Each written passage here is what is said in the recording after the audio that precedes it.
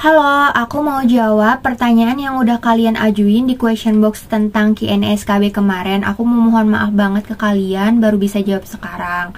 Terus aku mau ngucapin semangat buat teman-teman CPNS Mahkamah Agung yang udah mulai ujian SKB hari ini sampai yang nanti ujian di 7 Desember. Pokoknya semangat. Langsung aja jawab pertanyaan pertama. Flashback dong, gimana cara belajar waktu pas SKB kemarin. Aku mau disclaimer dulu, kalau ini aku pure cuman mau sharing, bukan mau mengarahkan kalian atau ngeklaim cara belajar yang udah aku tempuh itu cara yang paling ampuh untuk menyerap materi, enggak gitu ya. Karena aku yakin banget kita semua juga punya cara belajar yang nyaman masing-masing. Ada yang audio, visual, kinetik, pokoknya macam-macam deh.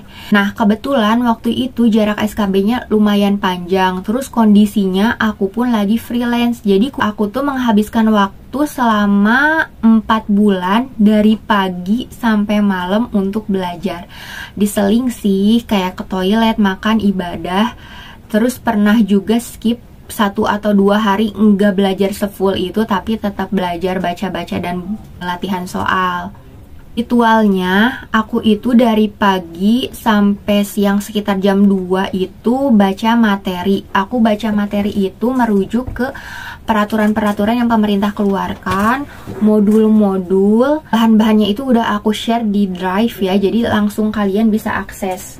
Jadi ada sebanyak ini peraturan-peraturan yang udah aku baca selama 4 bulan. Aku mau kasih lihat salah satunya deh ya, ini. Buat yang formasinya ada ekonominya, wajib banget baca undang-undang ini. Karena menurut aku kayak induk peraturan di bidang keuangan itu ada undang-undang tentang keuangan negara sama undang-undang tentang perbendaharaan negara. Aku sih rekomennya kalian wajib baca itu. Nah, jadi selain baca, aku itu suka langsung ngeresum gitu. Kayak ini nih. Ada tulisan-tulisan yang aku warna beda-beda, terus ada yang aku stabiloin. PBN aku langsung tulis ini tuh seundang-undang, aku resum jadi segini.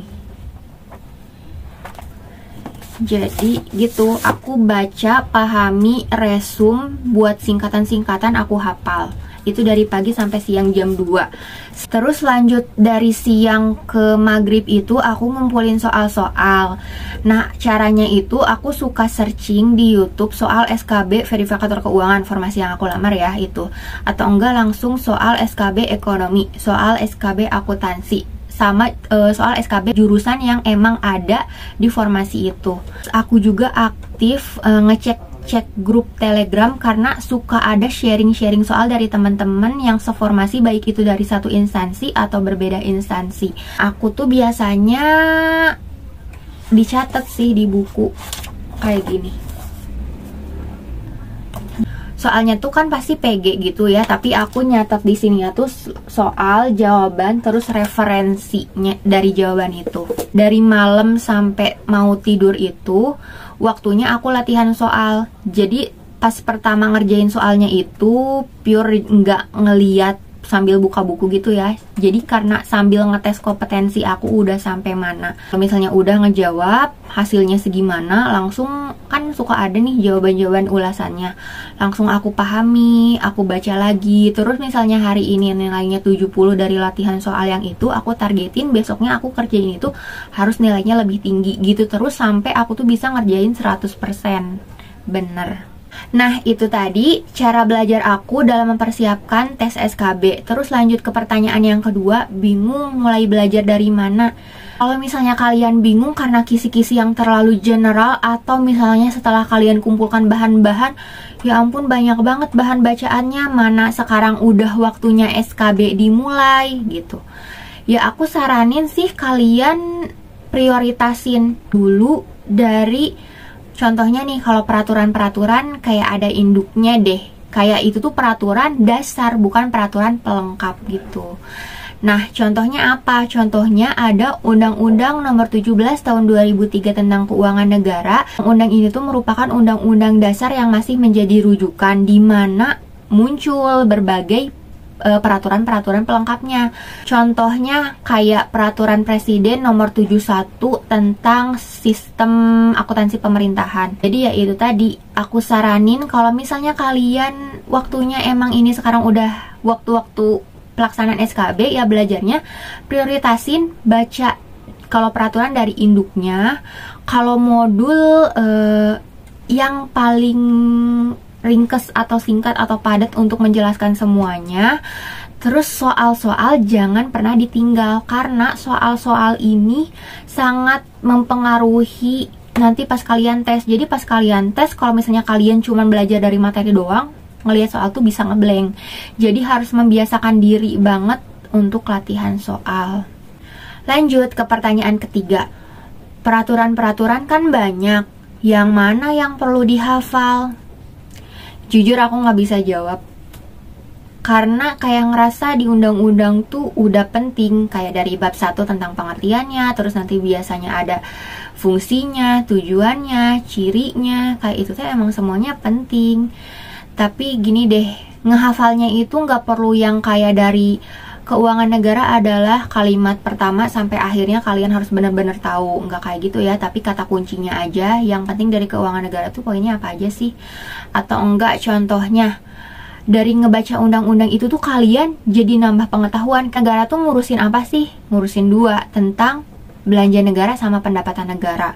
Terus harus tahu lagi kayak pendapatan negara itu ternyata terbagi jadi 3 loh. Ada yang dari anggaran, ada yang dari hibah, ada yang dari PNBP, penerimaan negara bukan pajak. Jadi kayak gitu sih fungsinya ngebaca dasar, yaitu dari peraturan itu, biar menambah wawasan yang sebenarnya kalau misalnya dari perkuliahan tuh terlalu general ya. Jadi kalau misalnya dari peraturan undang-undang itu udah langsung plek-plek emang itu gitu. Lanjut ke pertanyaan selanjutnya. Bingung sama formasi APEP, analisis perencanaan, evaluasi, dan pelaporan. Itu kan ada 4 bidang ya, analisis iya, perencanaan iya, evaluasi iya, pelaporan iya. Jadi belajarnya tuh gimana gitu. Sebenarnya ngebaginya tuh bukan kayak gitu ya teman-teman. Kalau misalnya ada suatu formasi yang harus kita cermati, pertama itu cari tahu di websitenya, misalnya di instansinya, formasi itu tuh penempatannya di mana sih. Nah, aku kasih info ke kalian kalau di Mahkamah Agung itu ada 2, kepanitraan sama kesekretariatan. Kalau kepanitraan banyak berhubungan dengan orang luar, yaitu berhubungan dengan orang-orang yang mau sidang, pokoknya berhubungan dengan perkara.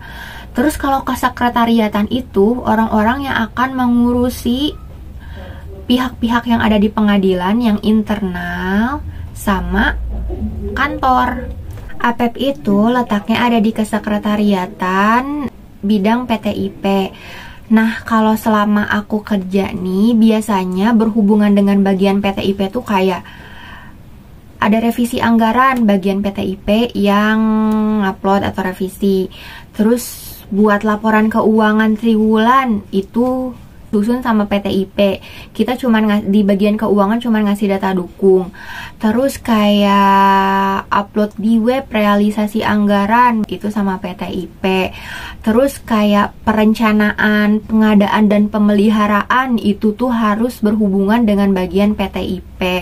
Terus selain yang pelaporan di bidang keuangan, tentunya PTIP juga kayak suka ngelola kalau di Mahkamah Agung nih ya, kayak laporan-laporan kinerja, misalnya kayak ZI, WBK, WBBM, APM, terus laporan reguler dari pengadilan tinggi itu disusun sama PTIP.